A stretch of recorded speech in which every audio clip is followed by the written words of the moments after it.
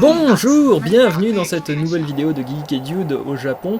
Alors aujourd'hui on va commencer par une visite un peu culturelle, on va aller visiter un sanctuaire. Donc grâce à ma chère sœur qui déchire, qui a déjà fini son carnet de voyage, je vais pouvoir partager avec vous les informations qu'elle a récupérées parce que moi je ne me rappelais plus de tout ça bien sûr, les détails historiques, etc. On commence par le sanctuaire de Yasukuni. Yasukuni c'est un sanctuaire dédié aux soldats tombés pour le pays, donc érigé en 1869. Donc on commence par un rituel, c'est le rituel de purification. Vous êtes censé vous purifier avant de rentrer dans l'enceinte du sanctuaire, donc on se purifie les mains et la bouche. Il y a des instructions qui sont notées à côté, vous ne pouvez pas vous tromper. On est arrivé pendant une visite protocolaire visiblement, très codifiée, très réglée comme du papier à musique, c'était vraiment impressionnant à regarder. Et on a enchaîné par un petit spectacle de danse traditionnelle dont je vous laisse apprécier l'extrait.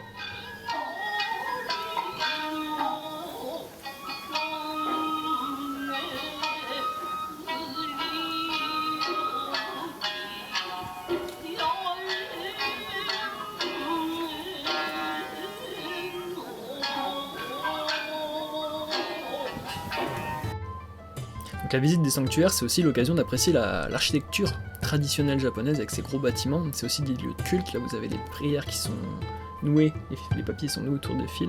Vous avez aussi les parcs, celui de Yasukuni est connu pour ses cerisiers, on était au mois d'avril, en plus ils étaient en fleurs, c'était parfait. Et c'est vraiment des oasis de calme, c'est les parcs dans la ville, vous voyez les bâtiments autour, et c'est vraiment des cocons préservés. Là on est sur le sanctuaire de Meiji Jingu, donc on a la torii, cette immense porte, ça c'est pareil, ça symbolise l'entrée dans un endroit sacré, donc ça vous indique que vous entrez dans un sanctuaire. Meiji Jingu, pardonnez-moi, c'est un sanctuaire dédié au mariage, donc vous avez beaucoup de couples, et là en se promenant on a croisé 2 ou 3 couples qui se mariaient en tenue traditionnelle bien sûr, et pareil c'est comme pour la cérémonie protocolaire, c'est carré, hein, c'est cadré, ça avance en file indienne, c'est vraiment très joli et très beau à regarder.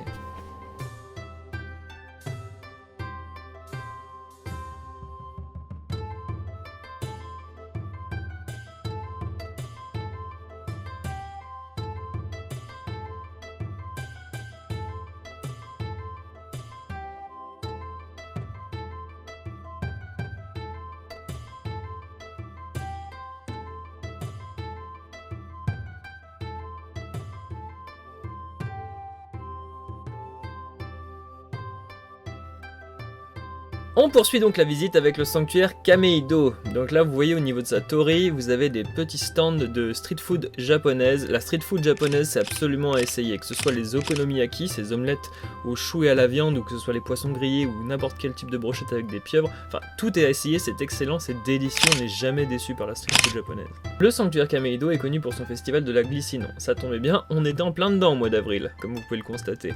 Il est également connu pour ce pont-tambour que vous trouvez souvent dans des vidéos ou des photos de Tokyo. C'est vraiment un élément architectural typique et caractéristique.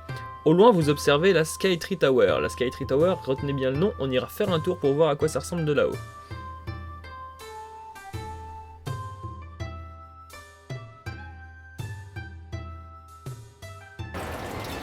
Et tu bois avec ta main droite. Ah, la main gauche. C'est bon. Et tu verses.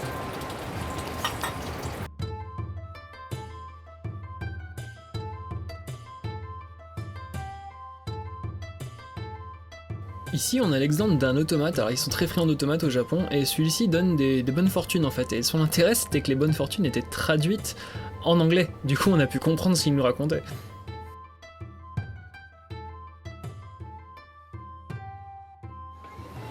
In the wonderful moonlight, how glad I am to find my way along.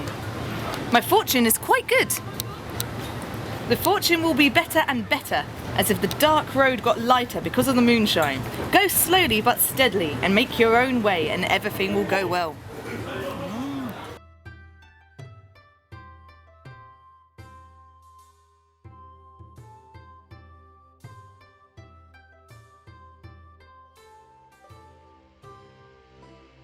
Une visite qui rend magnifiquement bien là de nuit, c'est le sanctuaire de Kanda Myojin, un sanctuaire fondé en 730 dédié au bonheur familial, aux relations amoureuses et la prospérité du commerce et des affaires.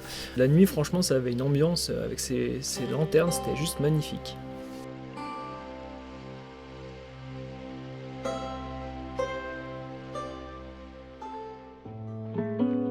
On termine donc cette vidéo sur un Neko Café. Neko, ça veut dire chat en japonais. C'est un endroit où vous pouvez consommer des boissons chaudes avec la compagnie de chats en fait. Et donc vous pouvez jouer avec eux, les câliner. Enfin, c'est très détendu et très relax comme ambiance. C'est très sympa en fin de journée en tout cas.